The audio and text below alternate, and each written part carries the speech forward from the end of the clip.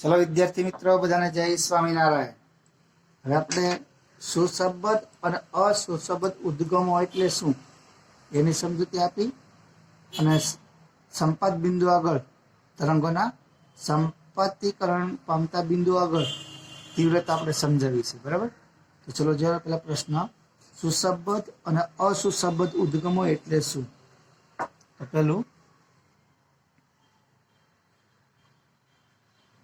સુશબ્દ અને અસુશબ્દ ઉદ્ગમો કોને કહેવાય? પેલું, અને સંપાત તરંગોના સંપાતીકરણને કારણે તરંગોના સંપાતીકરણને લીધે મળતી તીવ્રતા આપણે સમજાવી છે, તીવ્રતા મેળવી છે। તો જોઈએ આપણે, જો બે પેલા સુશબ્દ ઉદ્ગમ કોને કઈ એની વ્યાખ્યા આપણે જોઈએ। તો ચલો નંબર 1, સુશબ્દ ઉદ્ગમો એટલે શું? જે તરંગના ઉદ્ગમો સમાન કળામાં દોલનો કરતા હોય અથવા તેમના દોલનોની કળાનો તફાવત સમય સાથે અચળ જળવાઈ રહેતો હોય એવા બે ઉદ્ગમોને સુશબ્દ ઉદ્ગમો કહેવાય। તો પેલા આગળ આપણે જોઈ ગયા છીએ, જો બે ઉદ્ગમો ના દોલનોની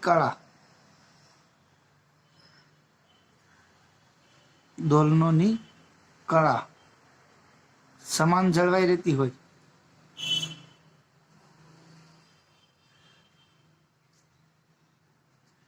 કે દોલનોની કળાનો તફાવત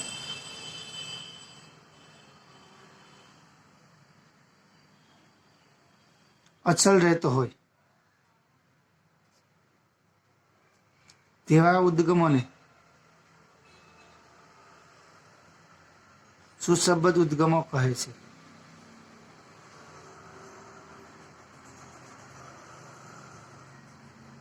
તો આથી આપણે સુશબ્દ ઉદ્ગમોની વ્યાખ્યા, સમાન કળામાં દોલનો કરતા અથવા જેમના દોલનોની કળાનો તફાવત અચળ રહેતો હોય એવા ઉદ્ગમોને આપણે સુશબ્દ ઉદ્ગમો તરીકે ઓળખવામાં આવે છે।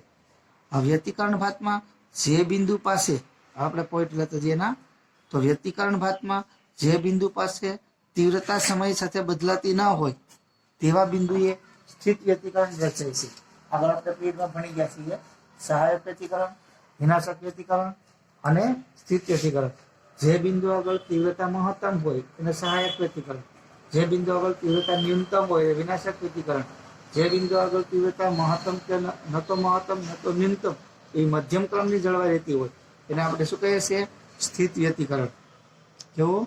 સ્થિત વ્યતિકરણ। એ પણ આપણે આગળ જોઈ ગયા છીએ, બરાબર। આપણે પોઈન્ટ આપણે ઉમેરી શકીએ। હવે સ્થિત વ્યતિકરણમાં બે ઉદ્ગમો સુશબ્દ હોવા જોઈએ અને કંપ વિસ્તાર પણ સમાન હોવો જોઈએ। સ્થિત વ્યતિકરણ ક્યારે આપણને મળે? બે ઉદ્ગમો છે, આ બે ઉદ્ગમો એ પેલા તો સુશબ્દ હોવા જોઈએ,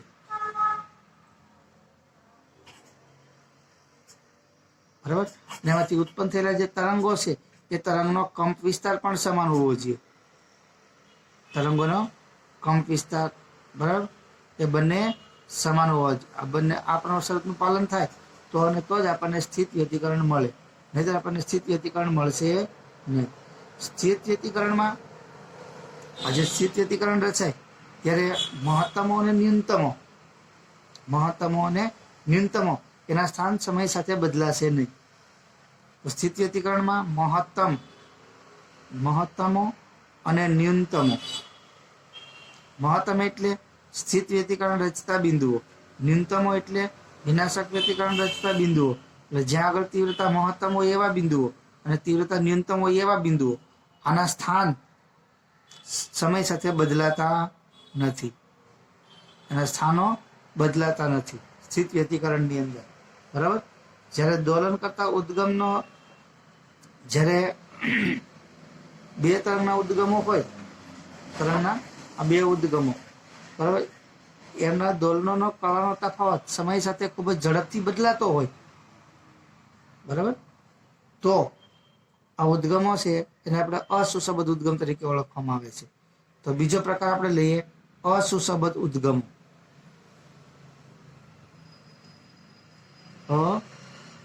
અસુસબદ્ધ ઉદ્ગમો. તો અસુસબદ્ધ ઉદ્ગમોની વ્યાખ્યા: જે બે ઉદ્ગમોના દોલનોની કળા નો તફાવત અચળ જળવાઈ રહેતો ન હોય, અથવા એવું ક્યારે બને જ્યારે દોલનોની કળા છે સમય સાથે ખૂબ જ ઝડપથી બદલાતી હોય, બરાબર, ત્યારે એને દોલનોની કળાનો તફાવત લગભગ અચળ રહેતો નથી. તો એવા જે બે ઉદ્ગમો હોય તેને આપણે અસુસબદ્ધ ઉદ્ગમો તરીકે ઓળખવામાં આવે છે, બરાબર. તો જ્યારે બે ઉદ્ગમો વચ્ચેનો કળા તફાવત સમય સાથે ખૂબ જ ઝડપથી બદલાતો હોય, આપણે આ લખી શકીએ આપણે આ પ્રમાણે એની વ્યાખ્યા: જો બે ઉદ્ગમો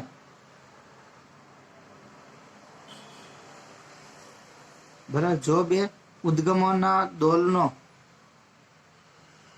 ની કળાનો તફાવત એટલે કે કળા તફાવત ખૂબ જ ઝડપથી બદલાતો હોય,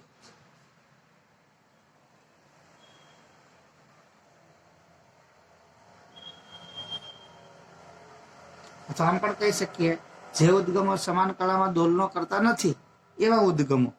પણ એવા બે આપણે ઉદ્ગમો લઈએ સમાન કળામાં દોલનો ન કરતા હોય પણ એના દોલનોની કળાનો તફાવત પણ અચળ રહેતો ન હોય, એવા ઉદ્ગમો, બરાબર, એને આપણે શું કહીશું? અસુસબદ્ધ ઉદ્ગમો. ઝડપથી બદલાતો હોય તો તેવા ઉદ્ગમોને અસુસબદ્ધ ઉદ્ગમો કહે છે.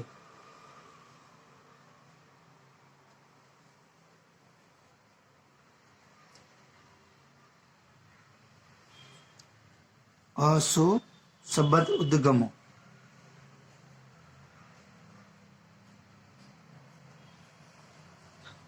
એને આપણે અસુસબદ્ધ ઉદ્ગમો કહેવાય, બરાબર. હવે જ્યારે અસુસબદ્ધ ઉદ્ગમોમાંથી ઉત્પન્ન થયેલા તરંગોના સંપાતીકરણને લીધે ફક્ત પ્રકાશની તીવ્રતાઓ છે એકબીજા પર ઉમેરાતી હોય, તો જો અસુસબદ્ધ ઉદ્ગમો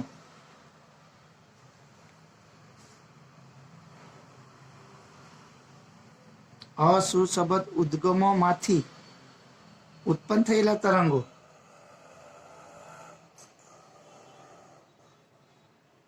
કોઈ બિંદુ આગળ સંપાત થાય તો ત્યાં આગળ પરિણામી તીવ્રતા છે, બરાબર, ઉદ્ગમો. તો એમાંથી ઉત્પન્ન થયેલા તરંગો જ્યારે કોઈ બિંદુ પર સંપાત થાય, સંપાત થતા બિંદુ પાસે, બરાબર, આ બંને તરંગની તીવ્રતાઓ છે, બરાબર, તીવ્રતાઓ એકબીજામાં ઉમેરાય છે, તીવ્રતાઓ એકબીજામાં ઉમેરાય છે, એટલે આપણને એની પરિણામી તીવ્રતા સ્વરૂપે જોવા મળે છે. એટલે જો આપણે કોઈ ઓરડાની અંદર બે લેમ્પ રાખેલા હોય, કોઈ ઓરડામાં બે લેમ્પ રાખેલા હોય, બરાબર, તો એક લેમ્પના પ્રકાશની તીવ્રતા બીજા લેમ્પના પ્રકાશની તીવ્રતા એકબીજામાં ઉમેરાય અને ઓરડામાં છે વધારે આપણને પ્રકાશ મળતો હોય છે, બરાબર.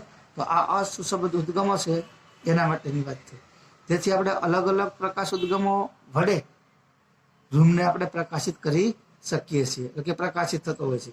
જો બે ઉદ્ગમો વચ્ચે તફાવત અચળ ન રહે તો પરિણામી વ્યતિકરણ ભાત પણ સમય સાથે બદલાતી નથી.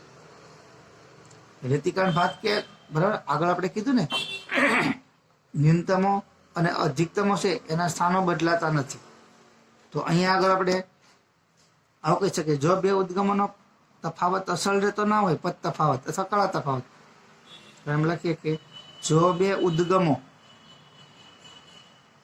ના દોલનોનો પદ તફાવત, બરાબર, ઉદ્ગમોના દોલનો પદ તફાવત એટલે એનો અર્થ શું થયો? ઉદ્ગમમાંથી ઉત્પન્ન થયેલા તરંગોનો પદ તફાવત સમજવાનો. પદ તફાવત અચળ ન રહે, એટલે કે અચળ રહેતો ન હોય, એ સતત બદલાતો હોય ત્યારે વ્યતિકરણ ભાતમાં, જ્યારે વ્યતિકરણ આપણને જોવા મળે છે એ વ્યતિકરણ ભાત, બરાબર, એ પણ સમય સાથે બદલાતી હોય, બરાબર, ભાત સમય સાથે બદલાતી હોય છે. એવું કેમ થાય? તો વ્યતિકરણ છે બદલાવાથી એની ભાત છે પણ બદલાશે, પ્રકાશિત અપ્રકાશિત પ્રકાશિત અપ્રકાશિત એ પ્રમાણે. જો તફાવત સમય સાથે ખૂબ જ ઝડપથી બદલાતો જતો હોય તો મહત્તમ અને ન્યૂનતમના સ્થાનમાં પણ ખૂબ જ ઝડપથી બદલાવ આવશે. અહીંયા કીધું આપણે બદલાતી જતી હોય ભાત, વ્યતિકરણ ભાત. હવે જો તફાવત ખૂબ જ ઝડપથી બદલાતો હોય તો આ વ્યતિકરણ ભાત છે, પ્રકાશિત અને અપ્રકાશિત ભાગો એ પણ ખૂબ જ ઝડપથી બદલાતા હોય. અને આવી સ્થિતિમાં આપણે જે તીવ્રતા મળે તે તીવ્રતાની વહેંચણી આપણે સરેરાશ તીવ્રતાના આધારે મેળવી શકાય. તો આવી સ્થિતિમાં સમય સાથે તીવ્રતાની વહેંચણી, આવી સ્થિતિમાં આપણે સમય સાથે તીવ્રતાની વહેંચણી, તીવ્રતા એ પ્રકાશની તીવ્રતા, બરાબર, પ્રકાશની તીવ્રતા છે એની વહેંચણી સમય સાથે જોવા મળતી હોય છે. હવે આપણે સરેરાશ તીવ્રતા આપણે આગળ ભણી ગયા. સરેરાશ તીવ્રતાનું સૂત્ર, પ્રકાશની સરેરાશ તીવ્રતા, પ્રકાશની સરેરાશ તીવ્રતા એનું સૂત્ર પણ આપણે ભણી ગયા. I is equal to 4I0 બરાબર cos સ્ક્વેર 5/2. આ પદ આપણે અહીંયા સરેરાશમાં લીધું હતું, બરાબર. હવે આના પરથી આપણે સરેરાશ તીવ્રતાનું સૂત્ર મેળવીએ, બરાબર. તો જો વળ્યા પછી જ્યાં આ છેલ્લું પદ છે એ સમય ઉપર આધારિત છે, સમયનું વિધેય છે, સમયનું વિધેય છે, બરાબર. અને આ કળા છે φp, અને કળા આપણે જે φ છે ને એ સમય સાથે સતત બદલાતી હોય, અસ્તવ્યસ્ત બદલાતી હોય છે. કળા એ સમય સાથે અસ્તવ્યસ્ત રીતે બદલાતી હોય, બરાબર.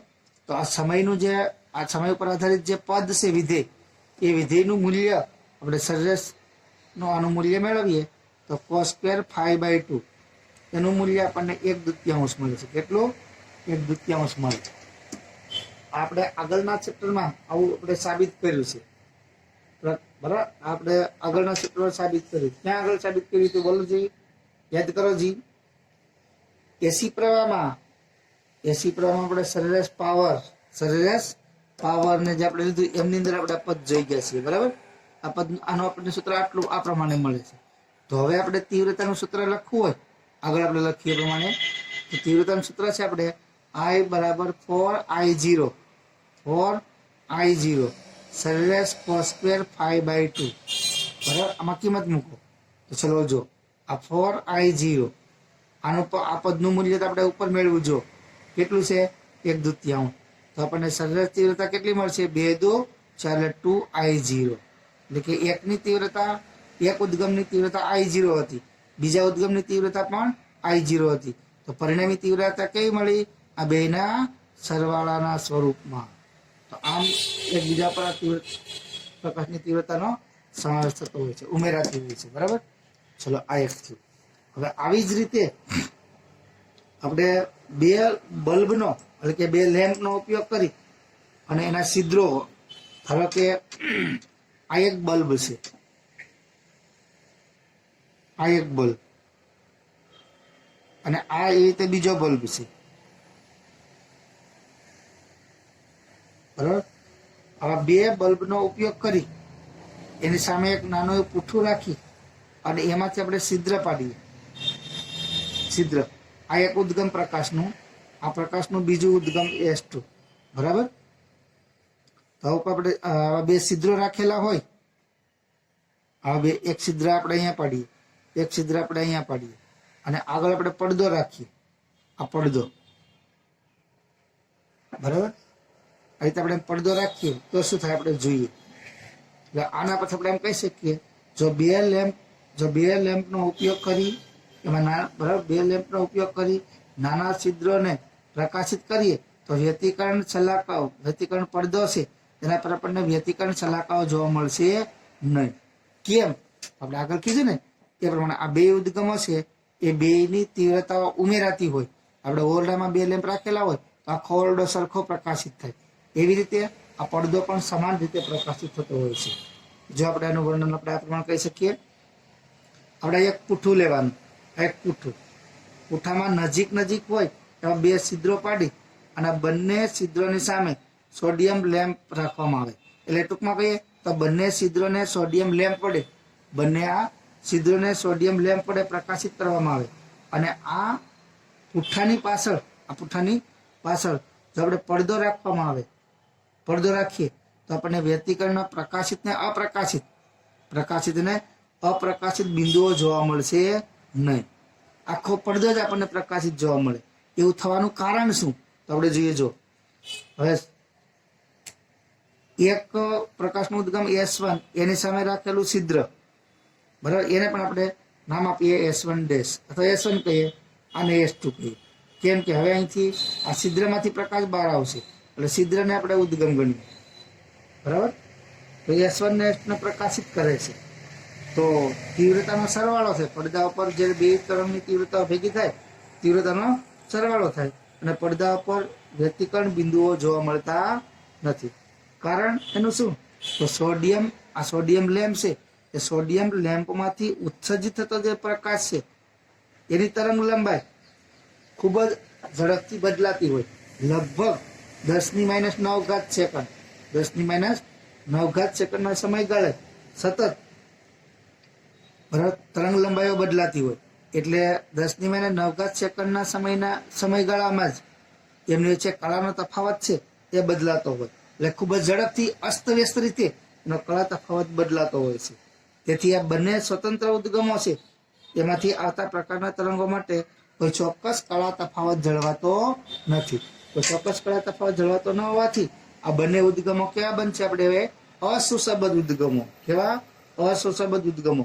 અને આવા અસુસબદ્ધ ઉદ્ગમોથી પડદા ઉપર એકબીજા પર ઉમેરો થાય છે, તીવ્રતાનો ઉમેરો થાય. તેથી પડદો છે એ માત્ર આપણને પ્રકાશિત જોવા મળે. કયો? માત્ર પ્રકાશિત. ત્યાં આગળ વ્યતિકરણની ભાત એટલે કે વધારે પ્રકાશની તીવ્રતા કોઈ વિસ્તારમાં, કોઈ બિંદુઓ ઓછી તીવ્રતા એવું આપણને મળતું નથી, બરાબર. તો આ એક નાનકડો એવો પ્રશ્ન હતો, બરાબર. હવે આપણે આગળ જઈએ. તો જો આપણે ઉદાહરણ નંબર 1 એમના પહેલા આપણે ડોપલર ઘટના, જે આપણે 11મા ધોરણમાં ભણી ગયા છીએ, ધ્વનિ માટેની ડોપલર ઘટના. તો અહીં આપણે પ્રકાશ માટેની ડોપલર ઘટના, બરાબર. તો આગળ આપણે એક વાત કરી લીધી 11મા ધોરણમાં તરંગોના ચેપ્ટરમાં, 15મા ચેપ્ટરમાં આપણે ભણી ગયા ડોપલર ઘટના ધ્વનિ માટે. એમાં આપણે શું કીધું હતું? જ્યારે ધ્વનિ ઉદ્ગમ કે શ્રોતા કે બંને એકબીજાની સાપેક્ષ અને સ્થિર હવાના માધ્યમમાં ગતિ કરે છે ત્યારે ઉદ્ગમમાંથી ઉત્સર્જાયેલ જે આવૃત્તિ હોય એના કરતા શ્રોતાને અનુભવાતી આવૃત્તિ કે સહેજ જુદી પડતી હોય છે. આ ઘટનાને આપણે શું કીધેલું? ડોપલર ઘટના. અને આ ડોપલર ઘટનામાં આપણે ધ્વનિ માટે ડોપલર ઘટના છે એને આપણે વ્યાપક સૂત્ર આપણે આવું મેળવેલું. ડોપલર ઘટના એટલે આ ડોપલર ઘટના, બરાબર. તો જુઓ, ધ્વનિ માટે આપણે ત્યાં આગળ ધ્વનિ માટે ડોપલરની ઘટના આપણે ભણી ગયા. ધ્વનિ માટે ડોપલર ઘટના નું વ્યાપક સૂત્ર, ડોપલર ઘટનાનું વ્યાપક સૂત્ર. આ વ્યાપક સૂત્રનો ઉપયોગ કરી શ્રોતા વડે અનુભવાતા ધ્વનિની આવૃત્તિ એનું સૂત્ર આપણે મેળવી શકાય. પણ આપણે તો અહીંયા આ ચેપ્ટરમાં પ્રકાશના તરંગો છે, તો આના પરથી આપણે સરળતાથી સમજી શકીએ. તો ચલો, FL ના છેદમાં V plus VL is equal to FS ના છેદમાં V પ્લસ VS, બરાબર. અહીંયા F આપણે આવૃત્તિ છે એની જગ્યાએ આવૃત્તિને મ્યુ વડે પણ દર્શાવે. મ્યુ વડે આ આવૃત્તિ છે. હવે જો અહીં L લગાડેલું હોય તો લિસનર એટલે સાંભળનાર, શ્રોતાની આવૃત્તિ એવું કહેવાય. જો FS વડે દર્શાવેલું હોય, બરાબર, તો મ્યુએસ એ આપણે ઉદ્ગમની, સાઉન્ડર એટલે ઉદ્ગમ, આ ઉદ્ગમની આવૃત્તિ છે. આવૃત્તિ પણ કોની? આ શ્રોતાની, એટલે શ્રોતાને અનુભવાતી આવૃત્તિ. અને આ આવૃત્તિ કોની? ઉદ્ગમની આવૃત્તિ. ઉદ્ગમની આવૃત્તિ. તો આપણે ટેક્સ્ટ બુકની અંદર આ એફની જગ્યાએ મ્યુનો ઉપયોગ કરેલો છે. એટલે આપણે આવૃત્તિનું સૂત્ર આ પ્રમાણે લખી શકીએ. VL ના છેદમાં V પ્લસ, બરાબર, આ V નીચેના વેગ છે, હો, આ V એ ધ્વનિનો વેગ. ધ્વનિનો દરેક દિશામાં વેગ કેવો હોય? એક સરખો હોય. VL એ શ્રોતાનો વેગ, શ્રોતાનો વેગ. અને VS એ ઉદ્ગમનો વેગ છે, ઉદ્ગમનો વેગ. બરાબર. આવો આપણે 11મા ધોરણમાં ભણી ગયા છીએ. તો આના પરથી આપણને આ પ્રમાણે લખી શકાય, આ VS એના છેદમાં V પ્લસ VS. બરાબર. આવો આપણે ભણી ગયા છીએ. હવે અહીંયા ધ્વનિના તરંગો છે, આ ધ્વનિના તરંગો. બરાબર. એટલે આપણે આવું સૂત્ર મળ્યું. આપણે પ્રકાશના તરંગો હોય તો પ્રકાશના તરંગો માટેનો વેગ છે એને C વડે દર્શાવે. તો અહીંયા આપણે જેમ ધ્વનિનો વેગ લીધો ને, ધ્વનિનો વેગ V, તો એની જગ્યાએ આપણે પ્રકાશનો વેગ શું લખવો પડે? C લખવું પડે. તો અહીંયા પ્રકાશનો વેગ C લખીએ તો આપણને આવું સૂત્ર મળશે, VL એના છેદમાં C પ્લસ, બરાબર, C પ્લસ VL. ઉપર આવૃત્તિ છે, છેદમાં વેગ છે. હો, આ VS એટલે આવૃત્તિ ઉદ્ગમની, બરાબર, છેદમાં C પ્લસ આ VS. આવું આપણને સૂત્ર મળે. બરાબર. હવે આમાંથી આપણે VL છેદમાં VS આવૃત્તિનો ગુણોત્તર લઈએ, જેમ આપણે FL ના છેદમાં FS લખીએ ને એ પ્રમાણે. તો VL એના છેદમાં VS એટલે મ્યુએસ, મ્યુએલ છેદમાં મ્યુએસ ઇઝ ઇક્વલ ટુ આ ઉપર જશે. બરાબર. અને આપણે નીચે લાવ્યા એટલા બદલી, તો C પ્લસ VL એના છેદમાં C પ્લસ VS. હવે આપણે આવૃત્તિનો તફાવત જોઈએ છે, મૂળ આવૃત્તિના સાપેક્ષમાં આવૃત્તિનો તફાવત જોઈએ છે. આપણે લખાય મ્યુએલ માઇનસ મ્યુએસ, ટૂંકમાં અંશમાં વિયોગ પ્રમાણ. શું? અંશમાં વિયોગ પ્રમાણ લઈએ. બરાબર. અંશમાં વિયોગ પ્રમાણ. તો ઇઝ ઇક્વલ ટુ અહીંયા જો C plus VL minus C minus VS એના છેદમાં, બરાબર, છેદ એમને C પ્લસ આ VS. આવું લખીએ. ત્યાંથી જો ઉપર નીચે આ કેન્સલ થઈ જશે. બરાબર. તો અહીંયા આગળ આપણે લઈએ તો આપણને આવો તફાવત મળ્યો. C માઇનસ C નું કેન્સલ થઈ ગયું. બરાબર. તો ઉપર વધ્યા VS. હવે અહીંયા આગળ આવૃત્તિનો તફાવત છે અને ડેલ્ટા મ્યુ કહીએ. ડેલ્ટા મ્યુ એના છેદમાં મ્યુએસ ઇઝ ઇક્વલ ટુ, હવે અહીંયા આગળ આપણે શ્રોતાને સ્થિર લઈએ. જો શ્રોતા સ્થિર હોય તો આ શ્રોતાનો વેગ છે VL ઇઝ ઇક્વલ ટુ 0 મુકાય. તો VL બરાબર 0 મૂકી દે તો આપણને મળશે આ માઇનસ VS, બરાબર, એના છેદમાં માઇનસ VS એના છેદમાં C પ્લસ એના છેદમાં C પ્લસ VS. આવું સૂત્ર મળ્યું આપણને. બરાબર. તો હવે આપણે delta V upon delta mu upon VS આવું આપણને સૂત્ર મળ્યું. હવે આ સમીકરણમાં છેદમાં જે C આવે છે, પ્રકાશનો વેગ C, એની સરખામણીમાં આપણે ઉદ્ગમ છે એના વેગને આપણે અવગણી શકાય.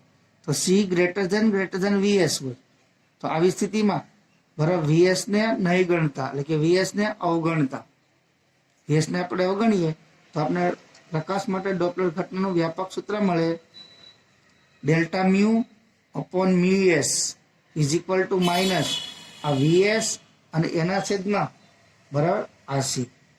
હવે આપણે જાણીએ છીએ C એટલે પ્રકાશનો વેગ.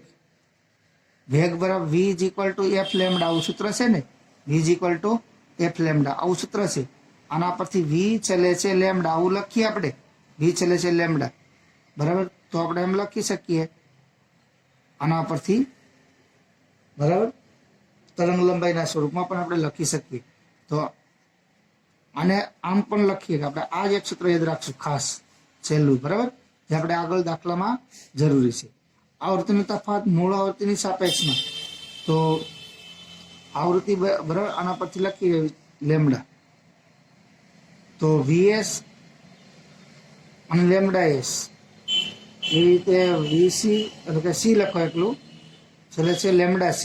તો અહીંયા તરંગ લંબાઈનો તફાવત મળે છે આપણને ડેલ્ટા લેમ્ડા એના છેદમાં આ લેમ્ડા. બરાબર. તો જેમ આવૃત્તિ છે, આવૃત્તિ બદલાશે તો વેગ બદલાશે. માધ્યમ એકનો એક જ હોય ત્યારે તરંગ લંબાઈ બદલાશે. તો આના પરથી આ આપણે પ્રકાશ માટે ડોપલર ઘટનાનું સૂત્ર છે. પ્રકાશ માટે ડોપલર ઘટનાનું સૂત્ર આ ઋણની સામે. હવે અહીંયા આગળ આને જયાવર્તી કે ત્રિજ્યાવર્તી કહેવાય. ત્રિજ્યાવર્તી. ત્રિજ્યાવર્તી એટલે કોઈ વર્તુળ નથી, આ ઉદ્ગમ હોય અને આ શ્રોતા હોય, બરાબર. તો એની વચ્ચેનું અંતર છે, આ એની વચ્ચેનું અંતર. હવે જો શ્રોતા સ્થિર હોય અને ઉદ્ગમ શ્રોતા તરફ આવે તો તરંગ લંબાઈમાં વધારો થાય તો પ્લસ લખાય. જો ઉદ્ગમ દૂર જતું હોય તો બે ક્રમિક તરંગ અગ્રો છે એની વચ્ચેનું અંતર વધતું હોય તો પ્લસ લખાય, નજીક આવે તો અંતર ઘટતું હોય તો ઋણ લખાય. તે પ્રમાણે, બરાબર. એટલે ત્રિજ્યાવર્તીનો અર્થ આ થાય છે. હા, તો આથી આપણે ડોપલર ઘટના. હવે આના ઉપરથી આપણે ઉદાહરણ 1 જોઈએ. પહેલું ઉદાહરણ તો જુઓ, ઉદાહરણ નંબર 1 આપણને આપેલી છે રકમ, તમે જોજો ચોપડીમાં. ઉદાહરણ નંબર 1 તો જો ઉદાહરણ નંબર 1 એટલે આપણે 10.1 ઉદાહરણ નંબર તો આપણને આપેલું છે. અને આ ડોપલર શિફ્ટ છે, આ ડોપલર શિફ્ટ એનો ઉપયોગ કરી અવકાશ શાસ્ત્રીઓ અવકાશીય પદાર્થો નો અભ્યાસ એના મદદથી કરતા હોય છે. ગેલેક્સીઓ કેટલા વેગથી ગતિ કરે છે, કોઈ આકાશગંગા, બરાબર, તારાઓ, ગ્રહો, એ બધી ગતિઓ છે એ આ ડોપલર શિફ્ટ ઉપરથી મેળવતા હોય છે. હવે આપણે જોઈએ ઉદાહરણ નંબર 10.1 તો જુઓ, આપની સાપેક્ષમાં આપણે પૃથ્વી પર છીએ, આપણી સાપેક્ષે આકાશગંગાએ કેટલી ઝડપથી ગતિ કરવી જોઈએ. એટલે આકાશગંગા છે, બરાબર, એને આપણે કેટલી ઝડપથી ગતિ કરાવવી જોઈએ કે જેથી કરીને 589 નેનોમીટરની સોડિયમ રેખા 589 નેનોમીટર ની આ સોડિયમ રેખા એ 589.6 નેનોમીટર આગળ દેખાય. એટલે કે તરંગ લંબાઈમાં વધારો થાય. ટૂંકમાં શું થાય છે? તરંગ લંબાઈમાં વધારો. તો આ પહેલી તરંગ લંબાઈ કહેવાય, આ બીજી તરંગ લંબાઈ. તો તરંગ લંબાઈમાં થતો ફેરફાર આપણે પહેલા મેળવવો પડે, બરાબર. એટલે કે આપણે અહીંયા આગળ આ ત્રિજ્યાવર્તી જે છે, ત્રિજ્યાવર્તી ઝડપ એ આપણે શોધવી પડે. તો મૂળ આવૃત્તિ આપેલી છે, આવૃત્તિનો તફાવત આપણને મળી જાય, આ આપણે શોધવાના છે. અને સી પ્રકાશની ઝડપ આપણને આપેલી છે. તો ડોપલર ઘટનાનો આપણે ઉપયોગ કરવો પડે. તો આપણે લખીએ કે ડોપલર ઘટના પરથી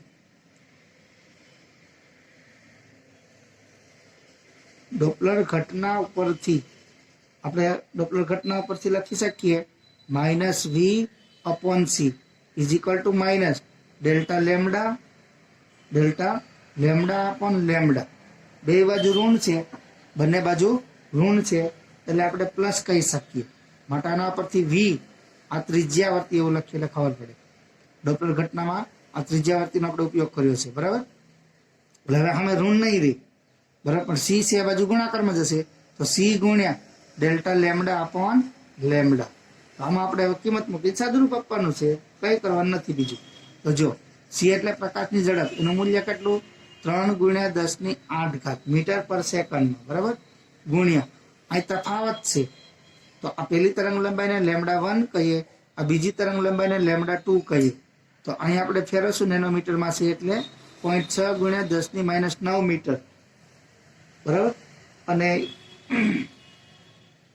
એવું લખીએ આપણે, બરાબર. ચલો હવે નેનોમીટરમાં રાખીએ તો પ્રકાશનો વેગ પાસે મીટરમાં છે એટલે, બરાબર. તો તફાવત લઈ લ્યો. તફાવત લઈએ તો આપણને કેટલા મળશે? 0.6.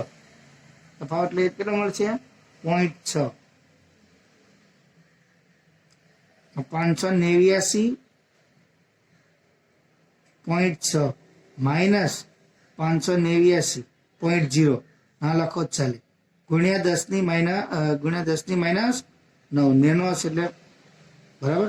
અને મૂળ તરંગ લંબાઈ તો કેટલી આપણે છે? 589 ગુણ્યા 10⁻9. ચલો જો આ 10⁻9 ઉપર નીચે કેન્સલ થઈ જશે, બરાબર. તો આપણને આટલું મળ્યું 3 × 10⁸. હવે જો આ બેનો કૌંસમાં તફાવત લઈશું બંનેનો એટલે 0.6 વધશે. કેટલા? 0.6 એના છેદમાં આ 589. બરાબર. હવે આપણે 6 તરી 18 1.8 અને પછી એને 589 વડે ભાગીએ 589 વડે એટલે આપણને જવાબ મળે 0.00 3056. આ ઘાત એમની એમ રહેશે 10⁸ ઘાત. હવે જો 1 2 3 3 પોઈન્ટ આપણે ખસેડીએ 3 પોઈન્ટ ખસેડીએ આપણે. બરાબર. તો આપણને મળે 3.056 ગુણ્યા 10⁵ ઘાત મીટર પ્રતિ સેકન્ડ. તો આમ ગેલેક્સી છે એ 300 અને હજી વધારે આપણે એમ ફેરવવું હોય તો આપણે આમ ફેરવી શકીએ. આ 3 લખીએ એટલે કિલોમીટરમાં જવાબ લખીએ છીએ. બરાબર. કેમ કે અવકાશીય પદાર્થનો ઝડપ છે અંતરો એ કિલોમીટરમાં લેવાતા હોય એટલે આને આપણે આમ લખીએ 305.6 ગુણ્યા 10⁵ ઘાત. હજી મીટર પ્રતિ સેકન્ડ એટલે કે 306 રાઉન્ડ અપ કરી દો તો 306 કિલોમીટર પ્રતિ સેકન્ડ. કિલોમીટર પ્રતિ સેકન્ડ. તો આપણે આમ કહી શકીએ કે આપણી ગેલેક્સી છે બરાબર એને 306 કિલોમીટર પ્રતિ સેકન્ડ ના વેગથી ગતિ કરાવવી જોઈએ. એટલે આ વેગથી આપણાથી દૂર જવી જોઈએ. દૂર જાય તો શું થશે? તરંગ લંબાઈમાં વધારો થશે. બરાબર. તો આ થયું આપણે ઉદાહરણ નંબર 1. ઉદાહરણ નંબર 1 અહીંયા સુધી આપણે રાખીએ. બોલો જય